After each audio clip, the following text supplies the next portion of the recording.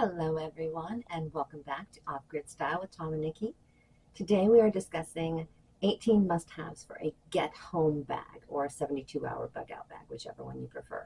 I like the bug-out bag less than I do the get-home bag. If you are stuck at work and SHTF happens, this will get you home. If you get stuck in a traffic jam during a disaster, this will get you home. And it's a great bag to keep in your car.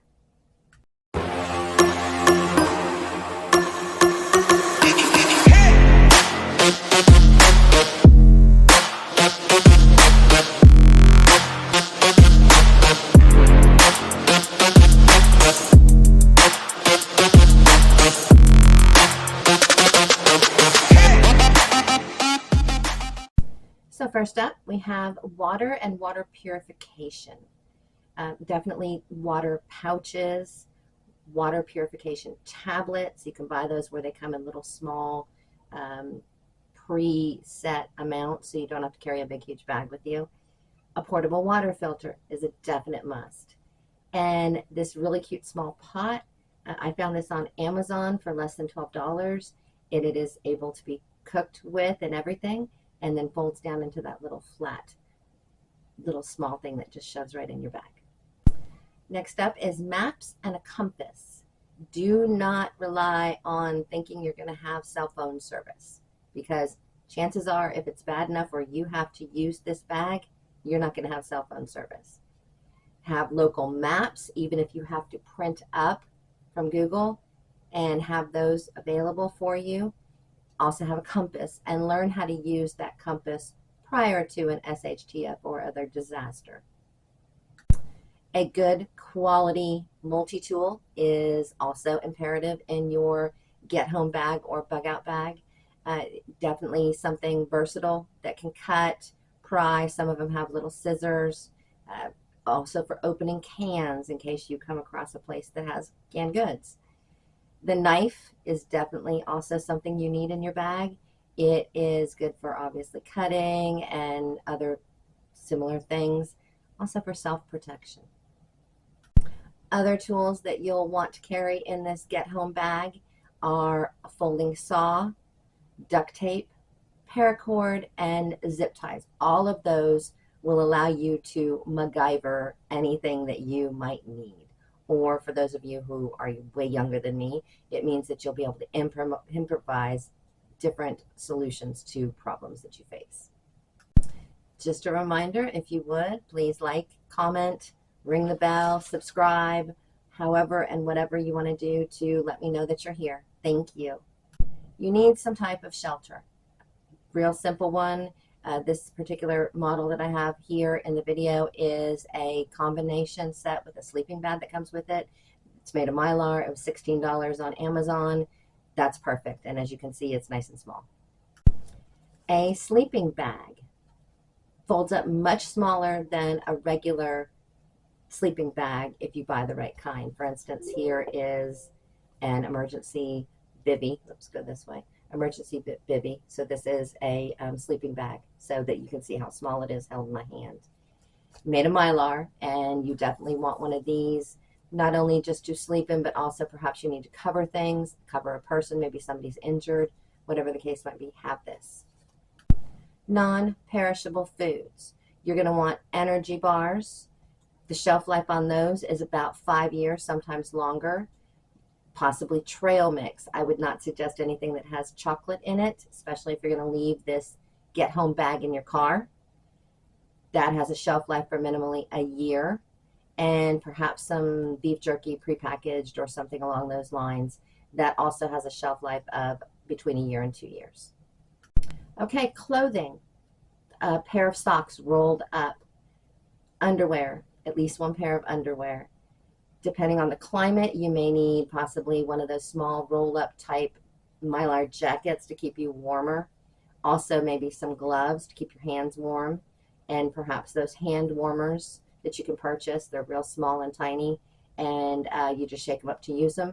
You can stuff those everywhere. A rain poncho, use a disposable one. As you can see here, this one is very, very small. And a folding sun hat. So next is a fire starter, matches, a folding cook stove of some type, and a flashlight and or headlamp. I worked at a job that I had to drive 5 miles back into the woods approximately to get to that job. And so while you're thinking, okay, I don't need all this stuff, had SHTF, maybe there was an EMP, and nothing worked, I would definitely have needed these things before I could get home. It was about a 12, 14-mile hike from where we lived to where I worked. And so, yeah, I would have needed these things. Also, be sure your matches are waterproof. Practice with the fire starter prior to trying to use it in the situation that you need this for. Flashlight, the headlamp is really, really cool because you can do things with your hands and still have some light. And of course, the folding cook stove. Communication. Communication is going to be important. Unfortunately, you may not have a cell phone to use. So how are you going to at least know what's going on? The hand crank radio I have showing here. Here it is in different brand, but real life. It's got a light. It is also solar powered as well as the hand cranking part of it, which is kind of cool. So this is definitely something that is small enough to fit in a backpack. A whistle. Oh, and this was less than $17 on Amazon. A whistle for signaling, and if you need to attract attention. Also, keep in mind maybe walkie-talkie if you're close enough to the other one, the other hand, or if you think that there'll be two of you together, you can have two walkie-talkies. A small first aid kit.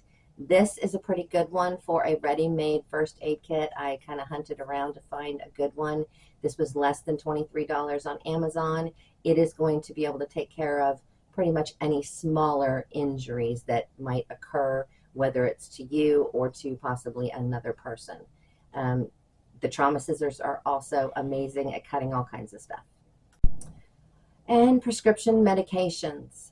Explain to the doctor that you would like a 1 month extra supply of your medications that you take. Your insurance is probably not going to cover them because you already are taking meds, so they're not going to pay duplicate. So keep that in mind. The reason you want to do this is just in case.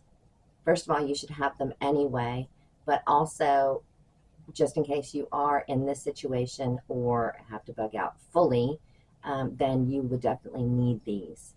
In this example, this person is obviously, they're on metformin for diabetes. They're on a statin for high blood pressure. They're on ferrous sulfate for an iron deficiency. They also are taking medication that either will treat the diabetes, the blood pressure, or both. You can also look up Jace Medical. They also help out with getting prescription medications. This, by the way, the package that you see here, this is PillPack. They're great, and this is what it looks like when they send it to you.